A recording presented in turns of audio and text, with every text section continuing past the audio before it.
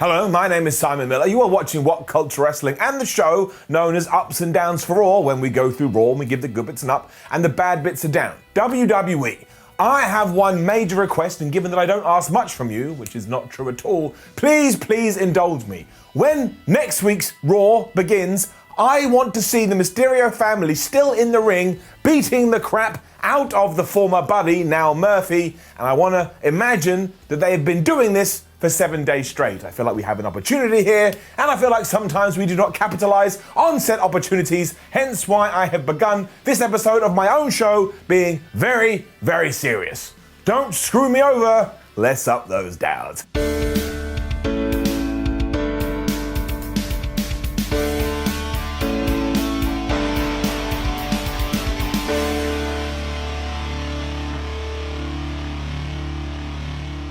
Michael Cole was just on Raw doing commentary at the start of this week's, and the worst part was I didn't even realise. It wasn't until he said, oh, by the way, Tom Phillips is off this week, I was like, oh yeah, it's Michael Cole. That's what has happened to my brain. So I've now decided that Tom Phillips is the leader of Retribution, which would make all the sense in the world, and we'll talk about that later. And to kick things off properly, out came Randy Orton with I hear voices in my head. You know the deal, and he was absolutely brilliant. Because one, not only is he super pissed off that he has to fight Keith Lee again, I kind of understood where he was coming from, but he also said, look, the biggest problem with Raw is that it's only 3 hours long, and I'd love to stand here and talk to you about all the guys I punted in the head, but I would run out of time. Now, one, again, nobody ever complains about the length of Raw, apart from the Viper, and two, what an absolutely flubbed up thing to say. Imagine you said that in normal life. Do you want to hear about everybody I punted in the skull? People are like, no, I don't. Also, I'm ringing the police.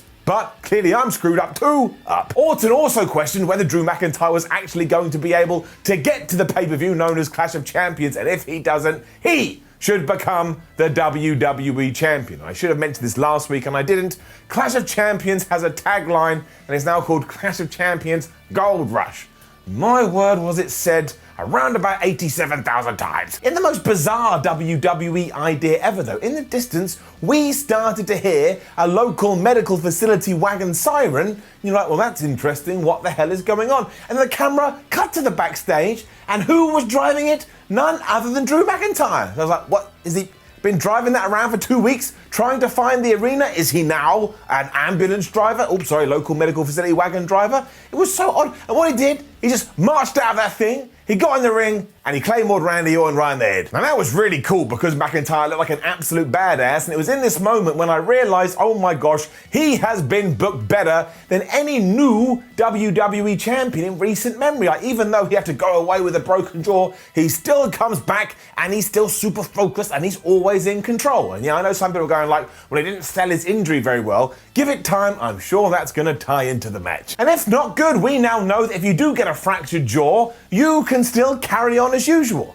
I really don't see what the problem here is. So it's a kind of a normal but solid start to Raw, although I do have to tell you, any time I do hear a local medical facility wagon siren, I instantly go, my stupid brain, oh, here comes Scott Steiner. It's been what, 20 odd years? Probably longer, probably a bit less. That's what I do. I think here comes the big booty daddy, even though I will say this, 100% accuracy, Scott Steiner ain't never coming back to WWE. And if you know what I'm talking about, you know. And you know what? If you don't know, don't worry about it. Just throw it over there. The Hurt Business then booted a janitor in the balls. Yep, that's what happened. This poor man just said hello to them, and MVP pretended that he insulted Shelton Benjamin's mother, so Shelton did indeed whack him right in the groin. I mean, this was the most "oh, we're bad guys" thing I'd ever seen. They may as well have turned to the camera afterwards and gone, what should we do tonight, Pinky? And they go, well, Brian, tonight we're gonna take over the world. I think I got those names right. The point is, it was a little bit convoluted. McIntyre was then seen walking around backstage when the hardest working man of all of WWE, Adam Pearce, was there. And he's like, what are you doing, Drew? What are you doing, you absolute moron? You're not cleared. I don't want you here. You have to leave. So I can only presume that Adam Pearce is now in charge, so WWE, it would just be nice if you gave us a little bit of a story and not just gone poof and had a man appear from nowhere. Anyway, Drew promised that he was going to leave, and hands up if you believed him, hand goes down. Cedric Alexander then finally joined the Hurt Business. And I was like, oh, thank goodness for that. I mean, once again, it was absolutely bizarre, but I just expect bizarreness from Raw now, so I was totally fine with it. up. But it was Cedric, Apollo Crews and Ricochet taking on the Hurt Business, who were wearing their gold t-shirts that my nan would have liked. And even before Cedric Alexander got to the ring, here was Bobby Lashley, MVP and Shelton Benjamin, and they were just beating him up. So now you're going to be like, wait a minute, they built up Cedric before the match, but then he joined them, and I'm like, yes, that's exactly what happened. But look, let's face it, we did it back in 1998 with The Rock and Vince McMahon, although that was a little bit more nuanced. But also, I can easily justify this in my head, because when you're getting bullied as a kid, every day you wake up, you think, please, please, stop beating me up. I'm sick of it. And if that bully then befriends you, you're like, you know what, I shouldn't be doing this, but this is so much nicer than the life I had before, I'm just going to go with it. Also, a little bit, Stockholm syndrome-y, but that's a real thing. So I'm like, you know what? This worked fine. But yeah, halfway through, Cedric did indeed pull Ricochet off the apron. It was like, oh my gosh, he threw him into the barricade. He then hit Apollo with the lumbar check. Shelton Benjamin then followed that up with the pay dirt, and the Hurt Business with their new guy got the 1, 2, 3 in the win. Then they just smiled at each other from afar. And I was like, man, I really hope we're going to get an explanation later, because just grinning at someone doesn't justify anything. But I have been asking for this for weeks, and I was very satisfied that I got it. Also, never forget that it was only a few months ago that Cedric Alexander basically didn't exist in all of WWE. He may as well have been a ghost, so let's just accept it and be happy with what we got. And then I almost died. Genuinely, do you know what came next? It was the Street Profits versus Andrade and Angel Garza. I mean, what the flubbing hell? Is this just like having music at the start of the show? Or all those fancy pants lights? Oh, we have to do the Street Profits versus Angel Garza and Andrade every single week, even though it doesn't make any sense. Every time those two schmoes do go against Montez and Dawkins, they lose every single time. I never need to see this again. I mean it from the bottom of my heart. And it only went 2 minutes. And it was non-title, so it's like, this is just, why? Why do we have to, what are we doing?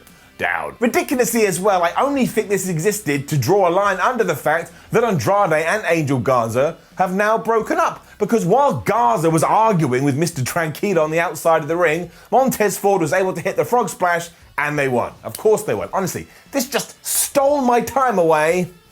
Like Repo Man. But yeah, the stupid bit is that minutes earlier, we had seen Cedric Alexander fall out with his team, and then minutes later, we were doing the same story. A little bit of variety would be nice now, wouldn't it, World Wrestling Entertainment? It also left me scratching my stupid bald head, because I was like, well, if we're breaking up that tag team, what tag teams do we have left? Because the Street Profits haven't got anybody, and Cesaro and Shinsuke Nakamura don't have anybody either, and then their music hit, and the SmackDown Tag Team Champions walked out onto a Raw stage. And do you know how the commentators tried to justify this? Oh, they're using the brand-to-brand invitational, the stupid gimmick that everybody came up with around about 122 years ago and hasn't been mentioned since then. But hey-ho, now we're justifying it that way. The point of all of it, though, is that next week we are going to have a champion versus champion match. And please, once again, this is my second request to you, WWE. Got my eyes closed, don't know why. Put the titles on the line and unify the tag team championships, because you don't have any teams on Raw,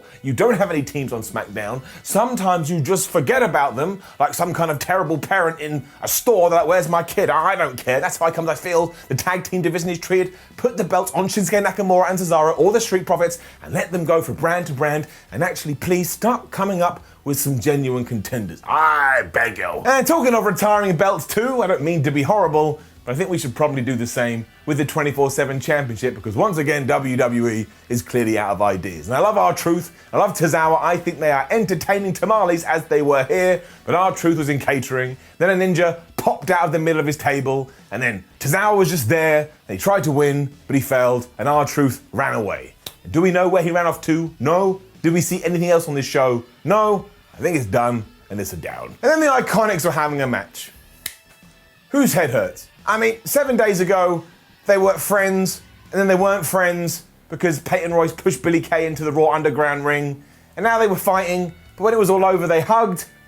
We could have done this over weeks. This could have been a really great storyline, and it's another team breaking up. I'm just going to stand here like this, all full on. Peyton Royce won after the spinning brainbuster, and like Billy Kay's now wearing this gold thing, and they called us some name. I forgot what it was. It was meant to be new, but what difference does it make? Because you just got defeated here. Like she was a porcupine. I don't know what that means, but I presume if a porcupine was a wrestler, it wouldn't be very good. down. Interestingly though, not only did we then get told that later on it's going to be Dominic Mysterio versus Murphy, but it also sounds like Seth Rollins has now kicked Buddy out of his group. And I bet Murphy hates that. He just got new gear done saying Disciple written all over it. Well, you ain't the Disciple no more. You're a lone wolf. It then did lead to an interview with the whole Mysterio family. And I swear, Rey does not learn. He walking around with one eye here, but he brought his whole family to the ring. It's clearly an unsafe working environment, but he didn't care. As by the end of the night, we would realize it actually was the greatest thing ever, but still at this point, I was like, Rey Mysterio, you gotta educate your brain. Murphy did interrupt all of this on the big screen though and say to Dominic, you know what? I wanna take you on in a street fight, and when I'm done, I'm also gonna wreck your family.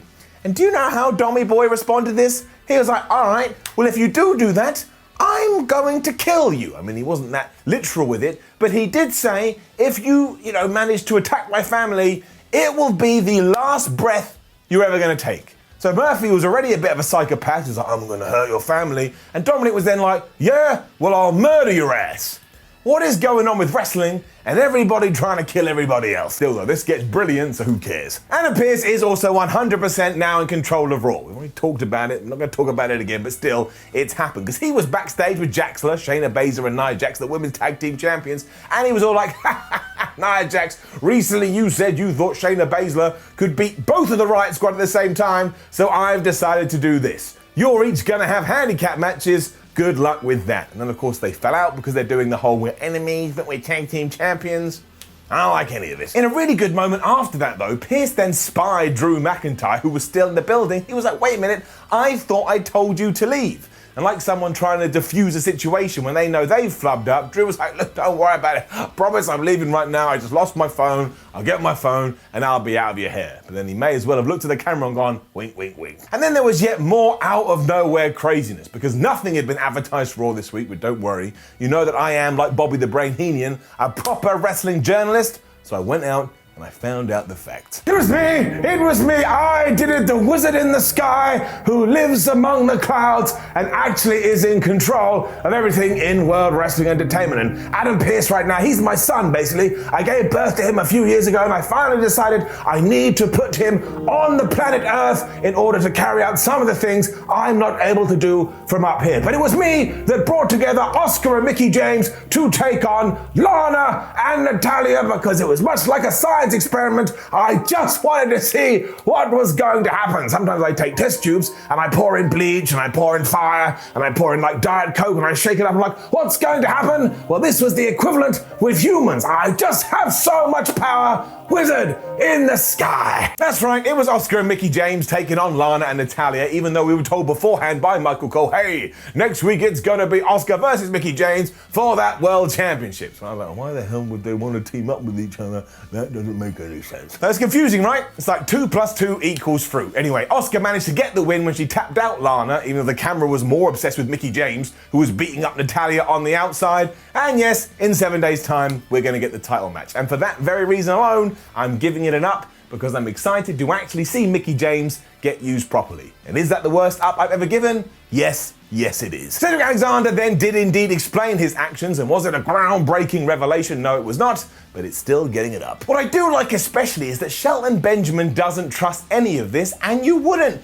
They have been kicking this man's ass for weeks, and all of a sudden he just goes, hey, I want to be with you. That smells fishy. But yeah, that was the whole reason. Cedric is bored of coming to work and then just getting beaten down. It gets very tiring very quickly, and he also thinks Ricochet is wasting his own career by, pushing Apollo Crews. And I was like, look, that ain't Ricochet's fault, man. I don't think it's Apollo Crews putting him on main event every week. The thing is, Crews and Ricochet had spent no time trying to replace this turncoat, so they're as bad as him, because at this point out came the Viking Raiders, and it turned into an 8-man tag.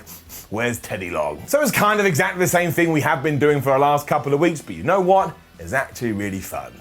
The only real shame is that Ivar got legitimately hurt here when he did a suicide dive, and I think after the fact they said he suffered some kind of a stinger, so I hope he's okay. It's been a terrible week for wrestling injuries all around, and that actually did dilute the finish too, because I think everybody was so scared. Somebody went, look, just end the damn thing. But that memo did not get to Ricochet. Because after he had gone from the 630 and missed, Cedric Alexander hit him with a badass Mikanushu driver. But yeah, Ricochet kicked out at like 2.9, but the ref still went, it was 3, ding, ding, ding. Cedric was like, oh, I won, but I didn't. And we even got shown a replay here where quite clearly Ricochet kicked out, but again, I think they had to get to the finish, and unfortunately word hadn't gotten to the king. The most important thing to note though is that when Cedric and Ricochet were going at it, it was some of the best stuff we'd seen in ages. It's my third request, man, and now I've really gone into overkill. Let them have a proper feud, WWE. They will absolutely smash it.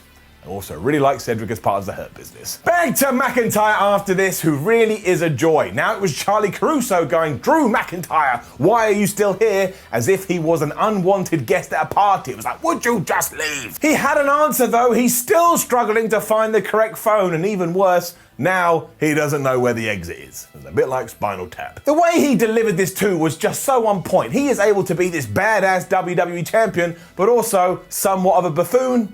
He just gets a round of applause. I think Drew McIntyre is Fabu. Kevin Owens was then outside Raw Underground because, as it turned out, he was going to be fighting Aleister Black in there, which was both awesome and very, very strange. But at least WWE didn't insult us like they usually do, because when he was walking through the door, Shane McMahon was there, and Shane was like, hey man, war under the bridge. Let's not worry about what happened before. And KO just went, you know what? You're a giant jackass. I love Kevin Owens. I mean it. I would marry the man. I wouldn't do that because he's married. I don't want to cause him any pain or suffering. And, you know, my girlfriend would be like, what the hell's going on? I thought we had a good thing. I'd be like, yeah, but you're not Kevin Owens. I hope she doesn't watch these videos because now she'll be upset. Let's just move on. Okay, right. For reasons we will never understand, it was then Keith Lee versus Randy Orton again. And that absolutely perplexed me because we were all a little bit worried when WWE did it first time round, but they actually came out of the other side and they'd manned it quite well, and then they backtracked and they'd thrown themselves back in the hole. And I will say this, I do think they still got away with it, even though it was just like watching the same thing we'd seen a few weeks ago. But ultimately, deep down, I just like seeing these two fight. It's as simple as that. Sometimes I am a basic man up. The best bit is that Orton kept going for the RKO, but he wasn't able to do it because Keith Lee is just so big. That is simple storytelling stuff, but it makes me feel all peaches and creams in my inside, in my tum-tum. Unfortunately though, WWE is so obsessed with this spot when it comes to their big guys. So at one point, Keith did run at Randy. Randy got out of the way, so Lee just smashed in to some kind of obstacle. They do it with Braun Strowman, they do it with the Big Show, and every single time it makes this person look dumb. Stop it. And this also ended exactly the same as match one, because eventually the Viper was able to hit the RKO before we got the DQ called, because Drew McIntyre used his transportation powers to once again appear from nowhere, and Claymore kicked Randy Orton right in the head. But we were left with this impression that, wait a minute, if he had pinned Keith Lee, would Keith Lee have lost? And also, Keith Lee kind of feels like a third wheel in a world title program. All that, I grant you, is a little bit weird. But the sheer intensity between Orton and McIntyre is so flipping great, because Drew then got right in Randy Orton's face as he was lying there all like, oh, I don't know what happened, and went, I want you to see me in your nightmares. Now, I don't know what he means by that. Maybe like Randy Orton's gonna be having a nightmare about dentistry and Drew McIntyre's gonna be the dentist. Or maybe somebody breaks into his house and oh no, it's Drew McIntyre. But the way he said it, now he's the one that sounds like a crazy person. Randy Orton is getting in his head, and Drew McIntyre is doing the same. This is the big reason why I liked it. And it was time for Raw Underground.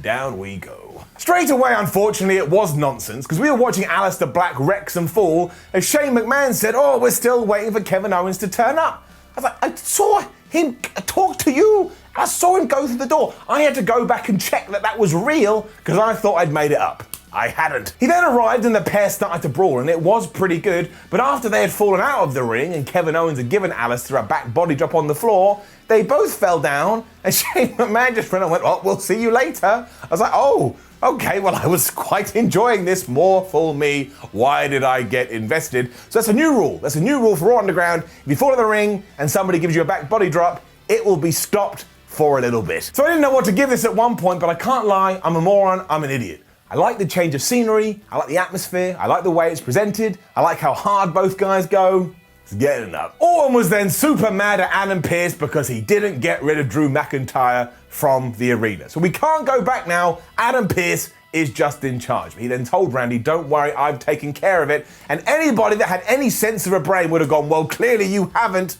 I don't think Orton did believe him, but my word, Adam Pearce, he going down the toilet. Then, my word, the rumor of the day was that Raw was actually written on Monday, so hours before the show was going live, and given what was next, well, I believe it. down. Because it was Baszler versus the Riot Squad who absolutely wrecked both of them, so how I'm ever meant to believe they could challenge for the tag titles, I don't know. And do you know how Shayna lost? Because on the outside, Nia Jax was mocking her offense. That distracted the Queen of Spades, my eyes are closed again, allowing Liv Morgan to use the most devastating move in all of sports entertainment, the surprise roll-up, and get the pin. It wasn't even that surprising. It took around about 10,000 years to apply the damn thing. I think the dinosaurs came back and died out again before we did this. Bring down the board. What's that, 71? Who cares? It's way too many. What are we doing? We then went back to Raw Underground, which felt completely out of place, and Aleister Black and Kevin Owens were then going at it again. But when they fell out the ring for a second time, they just started beating up the fans. Then Shane McMahon bounced back and went, oh man, we'll see you later. And I was like, man, Raw Underground, it is such a weird thing. It comes and goes like the months. Like in February, poof, all of a sudden it's June. Then, however, we did receive very sad news here on Ups and Downs. Please roll the footage. It is on this day, the 8th of September 2020, where very sadly we have to announce the death of the group Retribution. They were here on Monday Night Raw, and for the first time after months of attacking the show, they spoke, and it may well have been the stupidest and dumbest speech I've ever heard in my 30 or so years here on this planet. So rest in peace, Retribution. We hardly knew thee. That's right, Retribution have finally spoke, and any hope you may have had for this died. And why is that?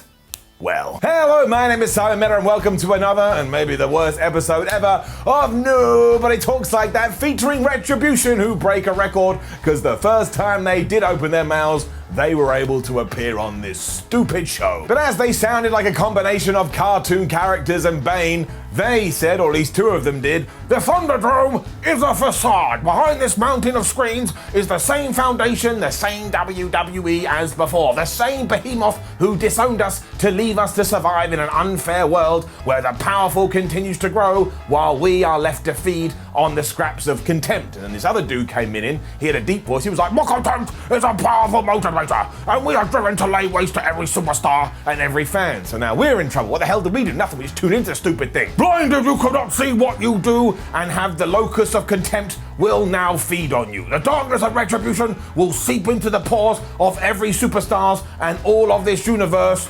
We are Retribution. None of that makes absolutely any sense, and if you've been sitting around for weeks on end going, well, I hope they explain themselves, you should have known better, because nobody talks like that. Honestly, the biggest amount of gibberish I've heard in a long ass time. This wasn't intimidating, this was scary. This was the equivalent when you're walking outside down the street and you see that old guy running around shouting, "The end is nigh, the end is nigh, the end of days is coming." Then you laugh because he said end of days and you think of Baron Corbin, but he thinks that meant you have some kind of connection and he chases you away. That's what this was. It was just bad. It was just bad. I hate saying that, but it just was. All the voice muffling didn't work. Once again, yes, it did sound like Bane, you know, and all that kind of stuff. And also, this interrupted the Nia Jax versus Riot Squad match. And when we came back, none of those guys were around. So they'd just fallen through the floor. And then Michael Cole went, well, that was Retribution. We'll have to see what they're going to do next week. He couldn't have given two hoots. All of it is getting a massive down. Mysterio was back again, and I started to laugh because he was going to Sarah Schreiber. Let me tell you, Sarah, later on, my boy Dominic, he is going to kick some ass. You could just see it in Sarah's face. She was like, yeah, I know,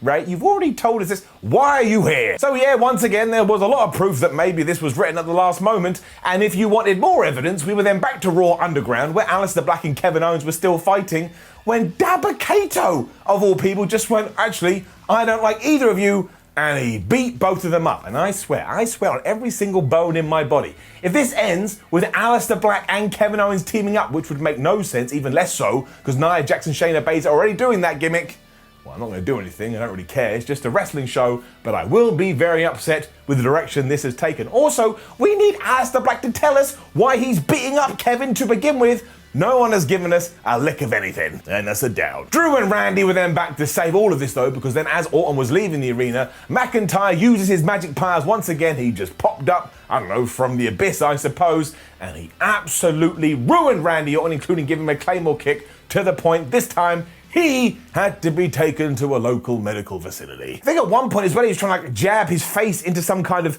nail or pin, so it's an eye for an eye. No, wait, we've done that. But it's just a good feud, it's just a good brawl, and it has all the intensity you could possibly ask for. Speaking of eyes, it was then Dominic versus Murphy in a street fight, and this was absolutely excellent. It truly was. Dominic Mysterio is some kind of wrestling savant, and again, the ending is so funny, and it was so satisfying, and it was so good, it kind of made up for everything else, which, let's face it, had been a little bit of a mess up. And sure, if you're a fan of Murphy, you probably now need to lower your expectations as low as they can possibly go, but who cares about that? At one point, Dominic was jumping off the LED boards, and that looked absolutely flipping brilliant. And then talking about flips, he did that slide out the ring sunset flip bomb thing onto Murphy, but he then threw the Australian through a table, and it was the smoothest thing I have ever seen in all of my days. It was smoother than my stupid bald head. And also, yeah, as said, it was the funniest thing in ages, because eventually they just tied Murphy up in the ropes, and Rey Mysterio and Dominic were just hitting him with kendo sticks, because, you know, it's a street fight. There's no DQ. And then Rey, assuming this was some kind of family holiday, invited his wife and his daughter in and said, look, I've got a kendo stick for you as well. And they started to waylay on Murphy as if the kendo stick was like the #1 best-selling toy of 2020, and it's Christmas time and we were all just having some family fun. It was so much of a beatdown, Murphy just gave up. So Rey Mysterio, he wasn't lying. If you do mess with his family, he will absolutely flub you up. Absolutely hilarious for all the right reasons, and the absolute best bit is when Mrs. Mysterio is like, I don't want to do this. This has nothing to do with me. And Rey convinced her by going, my eye, love, my eye. I think you should get some revenge. So she got a stick, twack, and she smacked Murphy right in the stomach. It was so damn funny, it was so damn satisfying, and like I say, if we can start next week's Raw, and it's just them continue to do it like it's Wacky Races or Looney Tunes, I will be the happiest man ever. Unfortunately, when we are talking about Raw as a whole, it was so all over the place, it was so confusing. At one point I was gonna do a skit where I was gonna try and talk about how any of it connected together, and I couldn't do it. It really was the epitome of stuff just happens, so we've got to be honest with ourselves, is getting it down. Just make it more like SmackDown. SmackDown is excellent. Now, don't forget to leave a comment below and let us know what you thought about last night's episode of Raw. Like the video, share the video, smash the subscribe button. Head over to WhatCulture.com, read yourself some articles, follow WhatCulture on Twitter, WhatCulture WWE. Watch more videos here on WhatCulture Wrestling. My name is Simon from WhatCulture. Thank you very much for joining me. Make sure you go and vote in this week's Retro Ups and Downs poll. It's right there in the community feed on YouTube. And for that one guy who doesn't leave me alone on Twitter going, Simon, why don't you do Impact Ups and Downs? Well, maybe soon I have a surprise for you. I'll see ya.